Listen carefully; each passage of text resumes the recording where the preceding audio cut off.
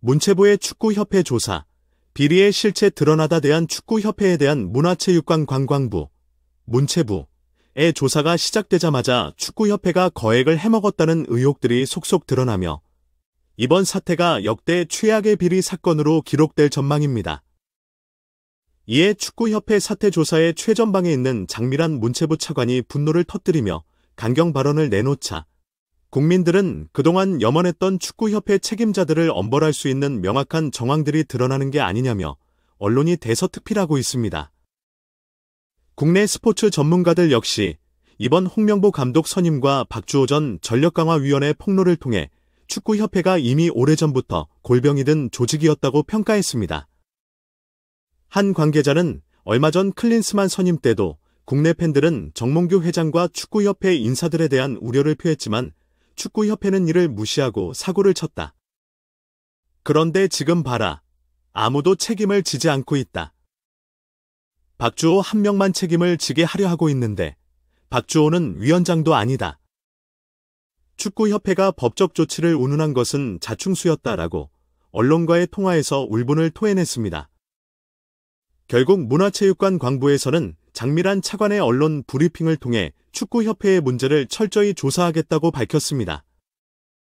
장미란 차관은 주무부처로서 대한축구협회를 관리 감독할 필요성이 생겼다. 축구협회도 잘못이 없다면 걱정할 필요가 없다며 이번 조사의 명분을 분명히 했습니다. 그러나 축구협회는 스포츠의 정치적 간섭이 이뤄지면 국제축구연맹, 피파로부터 제재를 받을 가능성이 있다며 반발했습니다.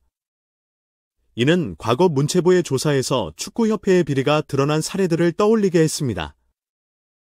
과거 콜롬비아에서 열린 피파 총회에 참석한 전 협회장이 부인과 함께 페루 여행을 다녀온 사례가 밝혀졌습니다.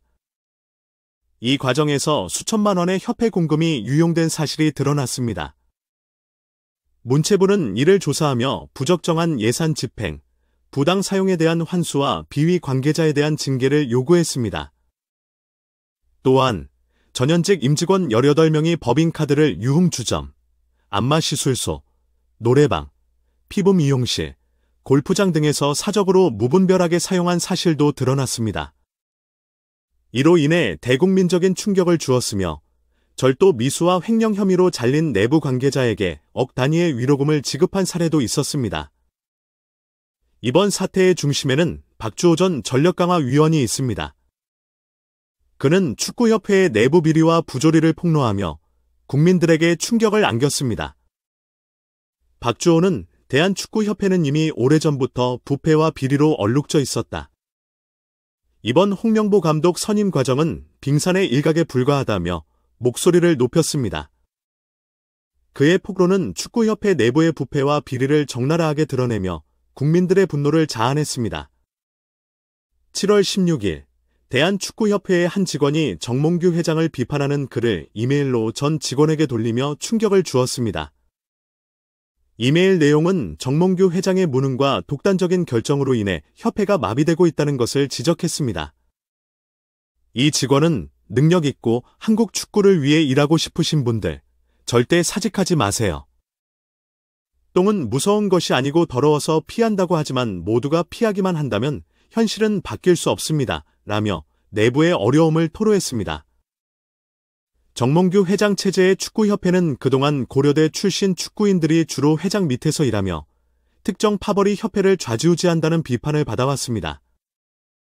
이번 사태를 통해 다시 불거진 이 문제는 외국인 감독 대신 고려대 출신 홍명보 감독을 국가 대표팀 새 감독으로 선임하려던 정혜성 전력강화위원장의 추천이 정몽규 회장의 반대로 무산된 후 다시 홍명보가 감독으로 추인된 이유가 앞뒤가 맞지 않는다는 지적을 받았습니다. 축구 팬들은 대한축구협회가 썩어빠진 조직이 되어버린 상황에서 더 이상 그들의 만행을 두고 볼 수 없다. 홍명보와 정몽규 회장을 비롯한 고려대, 카르텔을 당장 사퇴시켜야 한다고 목소리를 높이고 있습니다. 팬들은 이들이 축구협회를 계속 장악하는 한 대한민국 축구에 미래는 없다. 투명하고 공정한 조사를 통해 모두 법의 심판대에 세워야 한다고 요구합니다. 대한축구협회의 파벌과 전횡은 축구 팬들과 일반 국민들 사이의 지탄의 대상이 되었습니다. 최근 재점화된 축협 논란은 오랜 기간 동안 축적된 부조리와 비리를 드러내고 있습니다. 박주호를 비롯한 건강한 축구 인사들은 이번 기회에 반드시 부조리를 뿌리 뽑아야 한다고 주장하고 있습니다. 축구 팬들은 이제 축구협회가 어떤 대응을 할지, 그리고 축구 팬들의 분노를 어떻게 잠재울 수 있을지 주목하고 있습니다. 대한축구협회의 비리 사건은 비단 축구계의 문제로만 국한되지 않습니다. 이는 사회 전반에 걸쳐 한국 스포츠계의 부패와 비리를 적나라하게 드러내고 있으며 이번 기회를 통해 대한민국 축구의 근본적인 문제를 해결할 수 있는 계기로 삼아야 한다는 목소리가 높아지고 있습니다. 장미란 차관은 언론 인터뷰에서 이번 조사로 그동안 의혹으로 남았던 모든 부분을 조사의 끝까지 국민께서 지켜보실 수 있도록 조치하겠다. 며 사실상 축구협회의 비리를 뿌리까지 뽑겠다고 선언했습니다. 이에 국내 팬 커뮤니티는 아직까지도 축협을 향한 비난으로 꺼질 생각 없이 불타오르고 있습니다. 시끄럽고 바람 잘 날 없는 축구협회에서도 내부의 반란이 스멀스멀 올라오기 시작했습니다. 7월 16일 대한축구협회의 한 직원은 정몽규 회장을 비판하는 글을 이메일을 통해 전 직원에게 돌렸는데 그 내용이 다소 충격적입니다. 해당 내용은 사실상 정몽규를 매우 규탄하는 글로 내부에서 이런 글이 나왔다는 것이 상당히 놀랍습니다. 대한축구협회 여러분, 정몽규 회장 그리고 최근 일어난 축협 사태에 대해 전 직원 여러분께 이메일을 보냅니다. 많은 사람들이 정몽규 씨의 행보에 의문을 제기하고 왜 이렇게 축구협회 회장 자리에 집착을 하는지 궁금해합니다. 또 한국 축구의 미래에 대해 걱정합니다. 제가 그 사람을 개인적으로 아는 것은 아니지만 제가 지금까지 겪은 경험을 바탕으로 몇 줄 적겠습니다. 라고 시작한 글에서 정몽규의 경력을 일일이 열거한 후 여러분들이 이런 회장 밑에서 겪어야 할 일은 박에서도 뻔히 보입니다. 능력이 없으면서 결정권은 절대 넘겨주고 싶지 않으니 협회가 마비되지요.